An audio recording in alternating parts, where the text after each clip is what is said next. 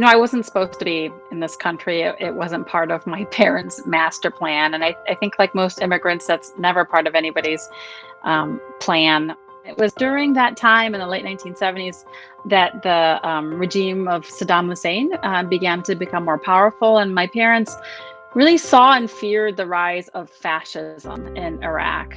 Even though that we as a family were able to come to the States, my parents never shielded us from what was happening back home. And they felt that no matter where I was or wherever we were, that we had a role to play to especially bring to light injustices.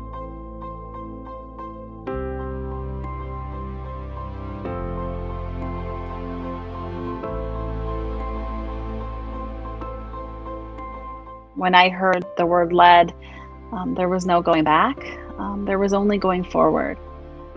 The folks in charge kept saying everything was all right and there was no problems. All the moms and the activists and the journalists and the water scientists were being discredited and dismissed when they were bringing up any concerns. So I knew that if I was going to make a dent in this crisis, I would have to prove that our children were in harm's way. I literally walked out of my clinic and I stood up at a press conference, which is not something that doctors usually do, but it should do more of. And shared this research because there was no time.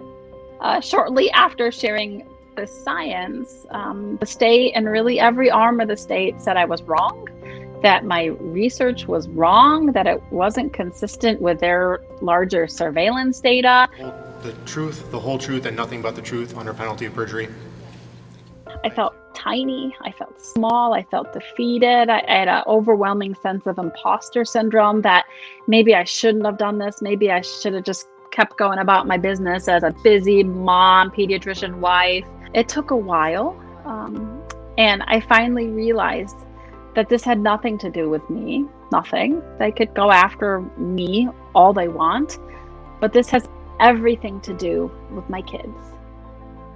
And it was as if my research, my numbers, my spreadsheets, it was as if every single one was a child, and it was a child I'd probably seen and cared for within the past year. And it was as if they jumped out of my spreadsheets, they jumped out of my research and lifted me up and gave me the courage to keep going.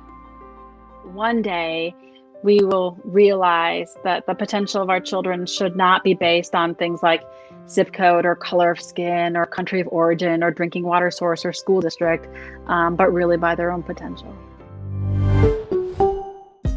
Hey, thanks for watching. If you like this video, check out these other videos from USA Today to stay up to date with all the latest news.